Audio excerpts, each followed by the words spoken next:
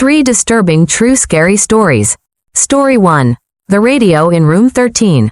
The flickering neon sign of the Desert Star Motel cast a lurid red glow across the desolate stretch of Route 66 in Gallup, New Mexico. It was March 2025, and Mia Torres, a 34-year-old freelance photographer from Albuquerque, felt a strange mix of excitement and trepidation.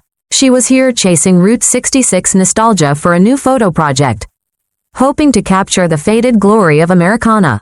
The motel, however, seemed to have taken the rundown aesthetic a little too literally.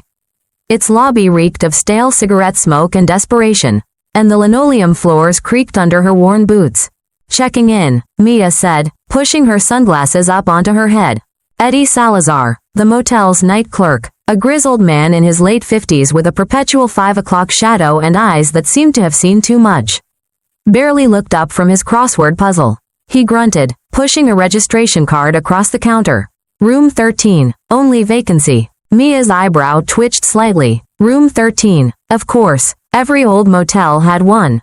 She scribbled her name, feeling a familiar twinge of artistic bravado. This was perfect for her project, gritty, authentic. Eddie slid a heavy, brass key across the counter.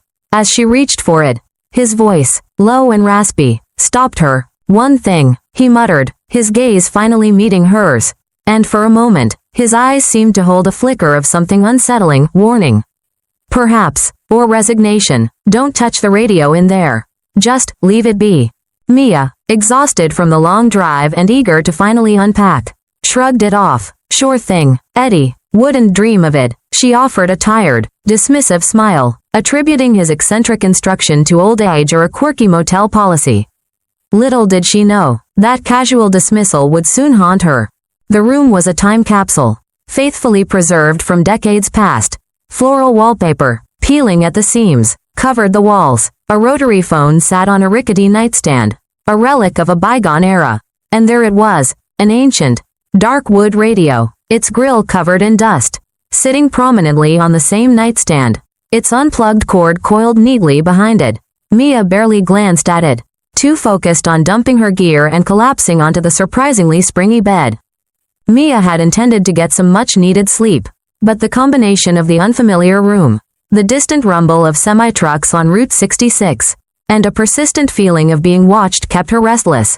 She tossed and turned, her mind replaying images from her drive, already composing shots in her head. Suddenly, around midnight, a faint crackle cut through the stillness of the room. It was the radio. Her eyes snapped open. It glowed with a soft, eerie, internal light, and a low, distorted voice hissed from its dusty speaker. Mia, you're home. Mia bolted upright, her heart hammering against her ribs. She stared at the radio, dumbfounded. It wasn't plugged in. It couldn't be. What the? She yanked the volume knob, but it spun uselessly, the static and the voice remaining constant. This isn't funny, she shouted, her voice echoing in the small room, convinced it was some sick prank. Maybe Eddie messing with the new guest. Who's there? Come out. The voice from the radio laughed. A cold, hollow sound that seemed to scrape against her very soul. It wasn't a human laugh. It was something else, something ancient and malevolent. Stay with us. You're home now. Panic clawed at her throat. She sprang from the bed, frantically unplugging every single electronic device in the room, her phone charger, her laptop, but the radio kept humming. A low, unsettling vibration, now playing a warped, distorted 1950s tune, a ghostly echo of rock and roll. The melody was familiar, yet twisted, like a nightmare version of a pleasant memory. Her hands shaking, Mia grabbed the rotary phone and frantically dialed the front desk. It rang once, twice, then Eddie's gravelly voice answered, sounding surprisingly calm. Desert Star Motel. Eddie, it's Mia, in room 13.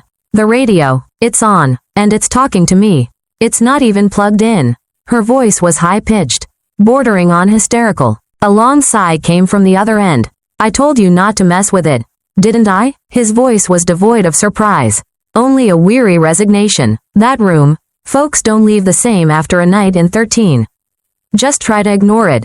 Sugar, it'll quiet down. Ignore it? Mia shrieked, clutching the phone. It called my name. It knows me. It knows everyone. Eventually, Eddie muttered, and then the line went dead. He had hung up. Mia stood there, the dead phone in her hand, the warped music and the chilling hum of the radio filling the room. She felt utterly alone, isolated with this impossible, terrifying entity. Sleep was no longer an option. She spent the rest of the night huddled in a chair, watching the radio, too terrified to move. By the second night, Mia felt a frantic desperation clawing at her. She hadn't slept a wink.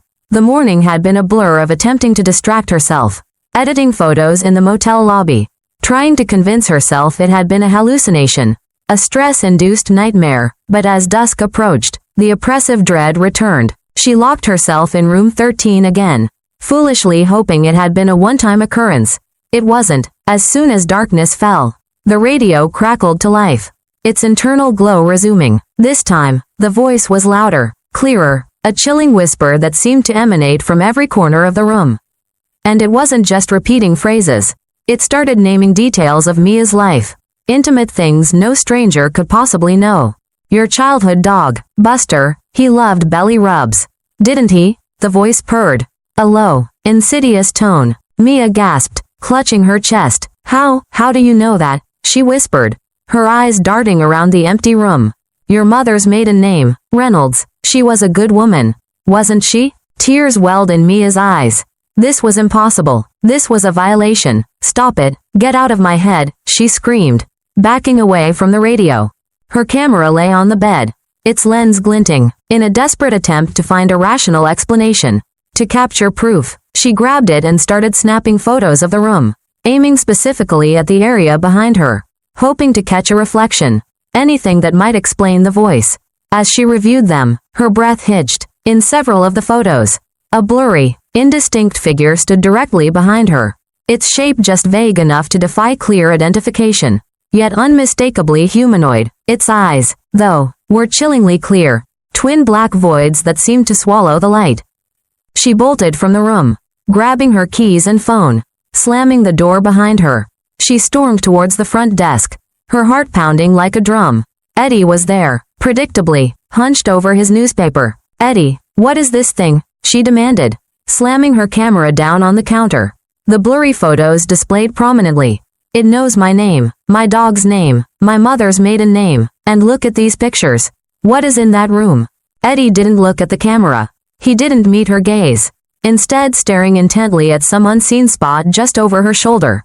His voice was flat, devoid of emotion. Back in 63, a drifter checked into 13, came off the road, sick, died in there, right on that bed. No family, no one claimed him. Radio's been talkin' ever since. Started after the new owners tossed his things, but couldn't get rid of that radio. It always comes back to 13. It likes to keep people company. Keep people company? It's torturing me. I need to check out. Give me my money back. I'm leaving, Mia cried, reaching for her purse. Eddie finally looked at her, a flicker of pity, or perhaps dread, in his eyes. Can't do that, sugar. Folks try. They always come back. That radio, it wants you to stay. Mia stared at him, tears of frustration and terror stinging her eyes. What do you mean, they always come back? I'm leaving. She turned to walk out, fumbling for her car keys in her pocket. Her pockets were empty. She checked her purse. Nothing. She retraced her steps to the counter, then back towards room 13, frantically patting down her clothes. Her blood ran cold when she opened the door to room 13. Lying perfectly centered on the dusty nightstand, right beside the ancient radio, were her car keys. As she stared at them, the radio crackled. The voice was a low, triumphant whisper, seemingly coming from inches away. You're ours now. You're home, Mia. She slammed the door shut again, a choked sob escaping her lips. She was trapped, trapped with the forgotten drifter, trapped with the voice that knew her deepest secrets, trapped in room 13. She sank to the floor, leaning against the cold, peeling wallpaper. A primal scream caught in her throat. She spent the entire night curled in a ball, listening to the insidious whispers, the warped music, the feeling of unseen eyes constantly on her. On the third night, Mia couldn't take it anymore. The radio had been relentless, its whispers growing louder, more desperate, more demanding. It cycled through her memories, twisting them, filling her mind with fear. It even started reciting her full social security number, her old addresses, her ex-boyfriend's name. It was inside her head. At some point, the voice shifted from persuasion to menace. You will stay. You belong here. Don't fight it. We want you with us. The chanting had begun, a low, rhythmic drone that vibrated through the floorboards. A chorus of unseen voices joining the single, malevolent entity in the radio. Mia knew she had only one option left. She couldn't drive. She couldn't stay. She had to run. She waited until the early hours of the morning, when the motel was quietest. Her heart was a frantic drum against her ribs, her hands clammy with sweat. She quietly packed a small bag with essentials, her movements slow and deliberate, trying not to make a sound. The radio hummed, a low, expectant thrum. It knew. Taking a deep, shaky breath, Mia opened the door to room 13. She didn't look back at the cursed radio, didn't glance at the black-eyed figure she knew was in her peripheral vision. She just bolted. She ran through the deserted parking lot, her footsteps echoing unnervingly on the cracked asphalt. She didn't stop, didn't look back at the flickering neon sign of the Desert Star Motel. Even as she imagined the radio's voice following her, calling her name, she ran until she reached the main highway, her lungs burning, the taste of fear in her mouth. She stood on the shoulder of Route 66, bathed in the pale pre-dawn light, clutching her small bag. Her phone was dead, her car gone. She stuck out her thumb. Desperate, after what felt like an eternity, a beat-up pickup truck pulled over. The driver, a kind-faced woman hauling cattle, eyed Mia's disheveled appearance with a silent understanding. Mia didn't speak much during the ride, just gave her destination, Albuquerque. The woman didn't press. Mia stared out the window, watching the New Mexico landscape blur past, the Desert Star Motel shrinking to a speck in her rearview mirror. Even then, she swore she could still hear the faint, distorted strains of that 1950s tune, and a whisper, soft as sand, calling her name. The Desert Star Motel still operates today in Gallup, New Mexico. Its neon sign still flickers erratically, and room 13 is rarely booked. But guests who do dare to stay report strange occurrences. Many claim the ancient radio on the nightstand, despite being unplugged, crackles to life in the dead of night. They report hearing a voice, low and distorted, calling their names, urging them to stay, to make room 13 their permanent home. And sometimes, if you listen closely enough, you can hear a faint, warped 1950s melody, playing just for the forgotten guest who chose to check in, but can never truly check out. Story 2. The Shadow in the Smokies. The scent of pine and damp earth hung heavy in the cool May air of Great Smoky Mountains National Park. A serene hush broken only by the distant rush of a mountain stream. It was May 2025, and Jake Larson, a 29-year-old Nashville-based park ranger, had brought his girlfriend, Clara Evans, a spirited 27-year-old barista, to a secluded cabin deep within Cades Cove for a much-needed weekend getaway. The cabin, a rustic marvel of notched logs and a stone chimney, was officially off-limits to tourists, reserved solely for rangers and their families. "Isn't this amazing, Clara?" Jake said, his voice imbued with the quiet pride of someone deeply connected to the land. He swung open the heavy wooden door, revealing a surprisingly cozy interior with a crackling fireplace. No cell service, no Wi-Fi, just us, the mountains, and maybe a few curious bears. He grinned, already unloading their cooler. Clara, wrapped in a fleece jacket, shivered slightly despite the warmth of the cabin. The log walls, she noticed, bore deep, jagged scratches, far more aggressive than anything a typical bear might leave. Locals, Jake had mentioned earlier, blamed bears, but old-timers in the nearby towns whispered of the Hollow Man, a spectral shadow that hunted those who lingered too long in the ancient, unforgiving forest. Jake, a no-nonsense Tennessean with a healthy skepticism forged by years in the outdoors, had laughed off the tales. Just campfire stories, honey, he'd told Clara, tossing his duffel bag onto a worn armchair. Clara, less grounded than Jake, felt a prickle of unease that lingered. Despite his assurances, the cabin felt watchful. Their first night was filled with the simple pleasures of mountain life. They cooked dinner over the open fire, shared stories, and listened to the comforting crackle of the flames. Exhausted but content, they curled up in the rustic bed, the silence of the wilderness a stark contrast to their city lives. Around midnight, Clara woke abruptly, her eyes snapping open into the oppressive darkness. A faint, grating sound was coming from just outside the door, a soft, rhythmic scratching, like long nails dragging against wood. Her heart began to pound. "Jake," she whispered, her voice barely audible, clutching his arm with a desperate grip. "Jake, do you hear that?" Jake stirred, groaning softly before his ranger instincts kicked in. His eyes, though still heavy with sleep, quickly sharpened. He listened for a moment, his brow furrowing. The scratching continued, a low, persistent rasp. "Yeah," he muttered, his voice a low rumble. He grabbed his heavy-duty flashlight from the nightstand, its beam cutting a stark path through the inky blackness of the cabin. He swung his legs out of bed, moving with a quiet caution that sent a shiver down Clara's spine. "Stay here," he commanded softly, his hand resting reassuringly on her arm. He walked to the heavy door, slowly pushing it open. The scratching ceased abruptly. The porch was swallowed by a thick, swirling mist, curling through the ancient trees like ghostly tendrils. The air was frigid, damp, and utterly still. Nothing, no animal, no sign of disturbance. "Probably just a raccoon," he said, his voice attempting a bravado he didn't quite feel. Even to him, his voice sounded thin, a little too wavering in the vast silence. He scanned the immediate area with the powerful beam, but saw nothing but the dense, unyielding forest. He closed the door, locking it securely, and returned to bed. "See? Just a critter," he tried to reassure her, pulling her close, but Clara felt a cold knot in her stomach. Back inside, as Jake settled back into bed, Clara noticed something else unnerving.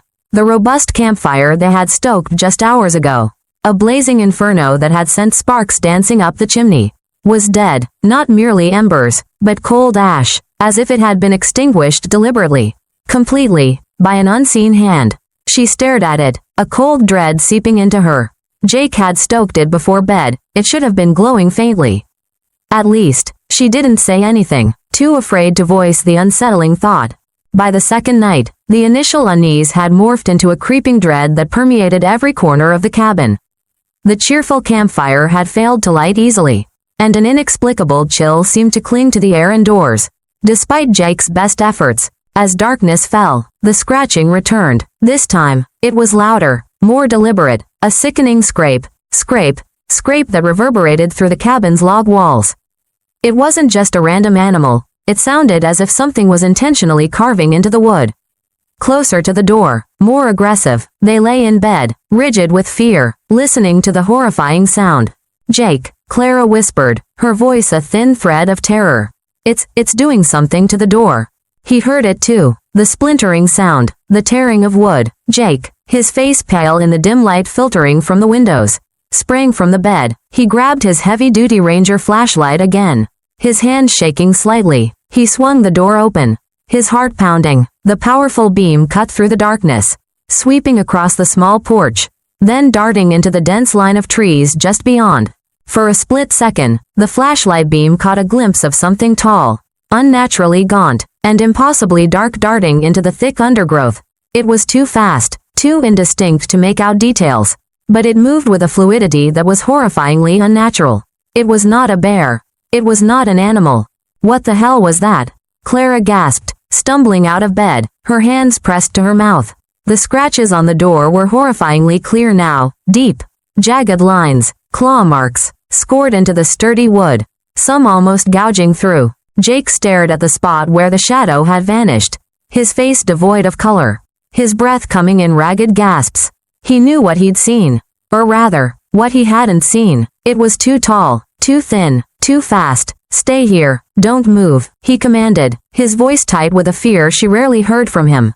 "I'm checking it out." Despite Clara's choked protests, he stepped onto the porch, his flashlight beam piercing the overwhelming darkness. He didn't go far, only a few feet from the cabin, into the oppressive silence of the forest.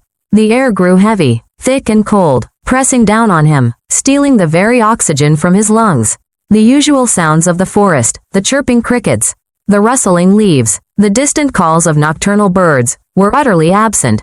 The silence was deafening, a vacuum that felt profoundly wrong, as if the forest itself was holding its breath, watching him. He could feel eyes on him, countless unseen eyes. A strangled scream tore from Clara's throat.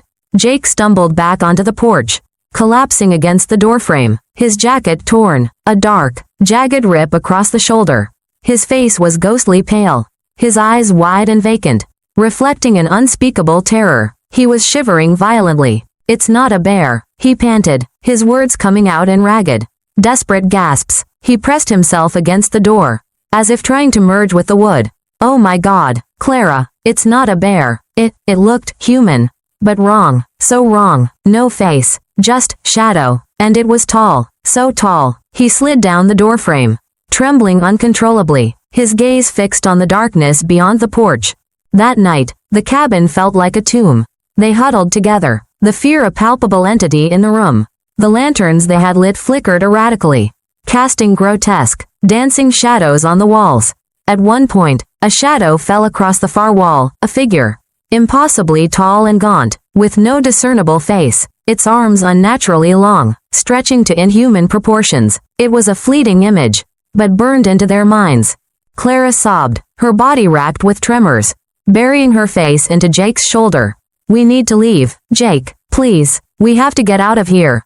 Jake nodded, his jaw set, his eyes hard with newfound resolve. His skepticism had been shattered, replaced by a desperate need for survival. "You're right, we're leaving, now." He grabbed the truck keys from the hook by the door, his hands fumbling, and rushed outside towards his Ranger truck parked just a few feet away.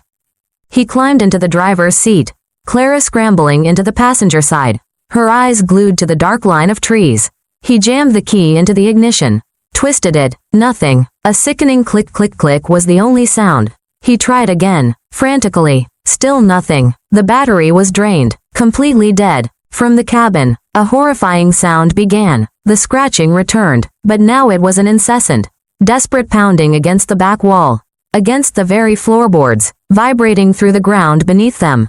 And then, a voice, a low, guttural rasp, like dry leaves scraping against stone, emanating from the surrounding darkness.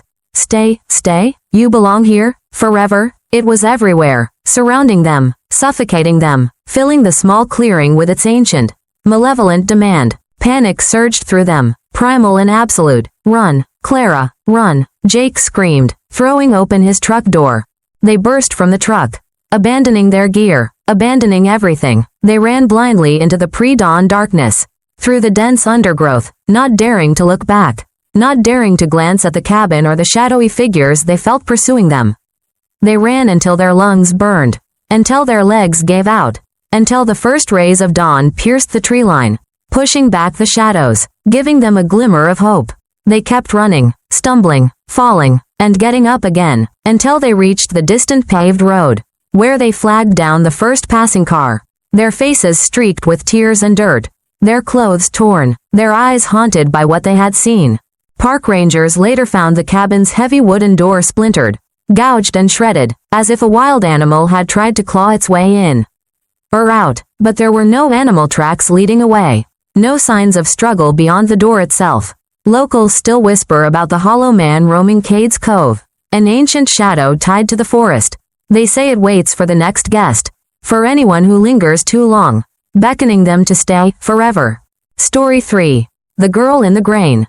The stifling heat of an Iowa August clung to everything. Even in the late afternoon, dust motes danced in the shafts of sunlight piercing the windows of the old farmhouse, illuminating a scene of organized chaos.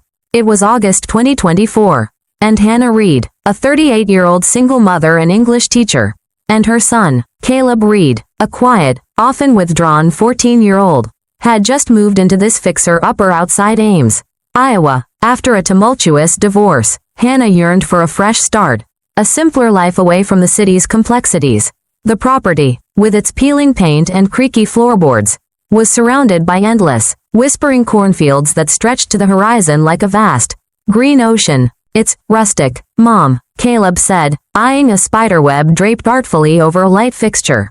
Hannah chuckled, wiping sweat from her brow with the back of her hand. "It's got character, honey," and it was a steal. The cheap price had been the biggest draw, a necessity after the financial strain of the divorce. Neighbors, though, had eyed them with a strange mix of pity and warning during their initial visits. They'd whispered about the farm's history. In 1975, a young girl named Lily had vanished into these very fields.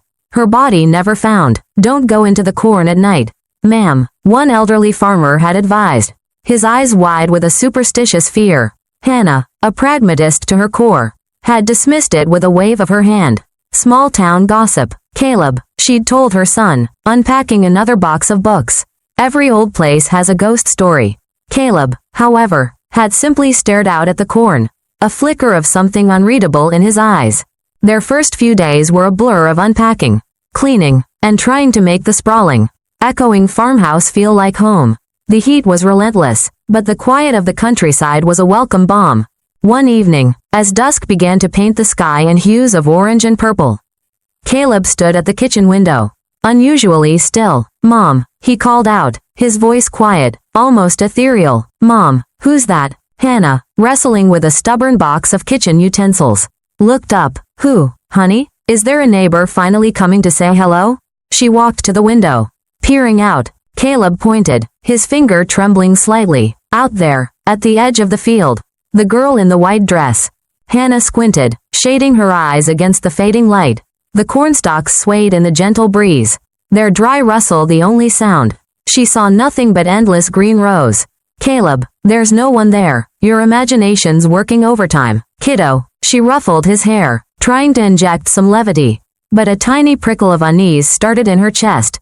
Caleb had always been imaginative, but this was different. He seemed so certain. "But she was just there," he insisted, his voice tinged with frustration. "She was looking right at me." Hannah tried to reassure him, and eventually, the topic was dropped, but Caleb kept seeing her. Always at dusk, always at the edge of the field. A fleeting glimpse of a girl in a white dress, just beyond the last row of corn. He'd point, Hannah would look, and she would see nothing. But she noticed a change in him.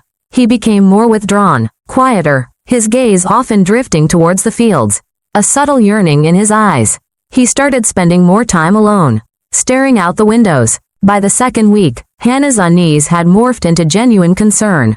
She woke up one night to find Caleb's bed empty. Her heart leapt into her throat. She found him downstairs, the back door slightly ajar, sleepwalking towards the cornfields, his bare feet padding softly on the dewy grass.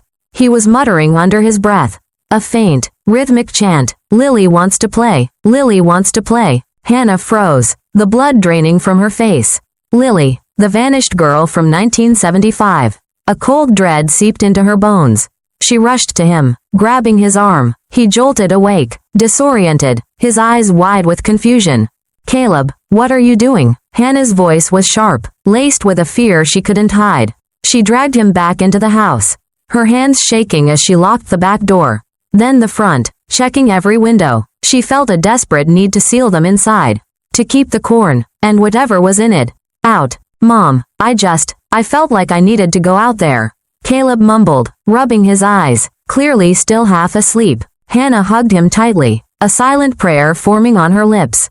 "Caleb, stay away from there," she ordered, her voice firm, unwavering. "Promise me, do not go into those fields. Especially at night. Do you understand?" Caleb nodded, but his eyes, when he finally met hers, held a depth of knowledge that chilled her to the core. He understood more than she wanted him to. The oppressive heat finally broke a few days later, replaced by a violent summer storm. Thunder rumbled, shaking the old farmhouse to its foundations, and lightning flashed across the sky, briefly illuminating the swaying cornfields in stark, ghostly white. Suddenly, with a sharp crack, the house was plunged into darkness. The power cut out. Hannah gasped, fumbling for her phone's flashlight. The wind howled around the house, rattling the window panes, mimicking a chorus of unseen voices. "Caleb," she called out, her voice trembling. No answer. A cold dread settled in her stomach. She rushed to his room, her heart hammering. Caleb's bed was empty. "Caleb," she screamed, her voice hoarse, snatching her heavy-duty flashlight from the nightstand. She fumbled with the back door lock, her fingers numb with fear, finally wrenching it open. The wind immediately whipped her hair around her face, and the scent of rain-soaked earth and something else, something ancient and sweet, like decaying corn, filled her nostrils. She plunged into the cornfield, the tall stalks rising far above her head, instantly disorienting her. The rustling of the leaves, amplified by the wind, sounded like 1,000 whispers, surrounding her, pressing in. The sharp edges of the corn leaves sliced at her arms, leaving stinging red marks, but she barely noticed. "Caleb, Caleb," she screamed, her voice swallowed by the vastness of the field and the roar of the wind. The beam of her flashlight cut through the oppressive darkness, sweeping frantically from side to side. Then, she saw him, in a small, eerie clearing deep within the corn. Caleb stood perfectly still. He was facing away from her, staring at something, or someone, in the center of the clearing. Hannah ran, pushing through the dense stalks, until she reached him. Her flashlight beam landed squarely on the figure Caleb was staring at. Her breath caught in her throat. A terrified gasp. Standing before them was a girl. She looked about Caleb's age, perhaps younger, dressed in a faded white dress. Her skin was impossibly pale, almost translucent, and her eyes were hollow, dark voids that seemed to swallow the light, yet held a terrifying, ancient sentience. Her hair was matted with what looked like dried mud and corn silk. This was no living child. This was Lily, the corn girl. Caleb, Hannah cried, trying to pull him back. But Caleb didn't move. He continued to stare, transfixed. She says I can stay forever. Mom, Caleb whispered, his voice oddly serene, detached, as if he were dreaming. She wants me to play with her in the fields.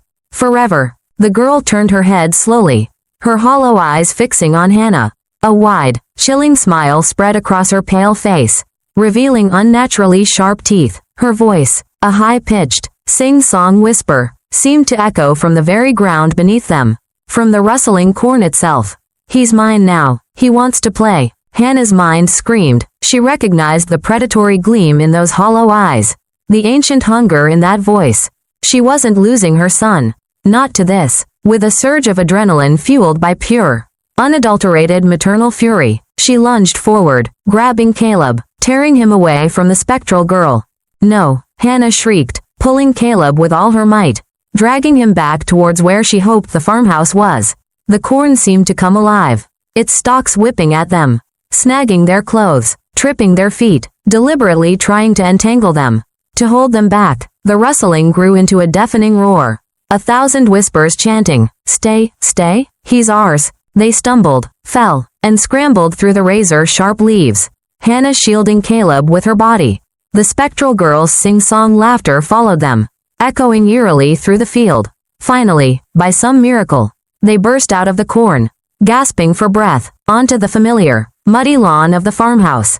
They didn't look back. They just ran, straight to their car, Hannah fumbling with the keys, her hands shaking so violently she could barely unlock the doors.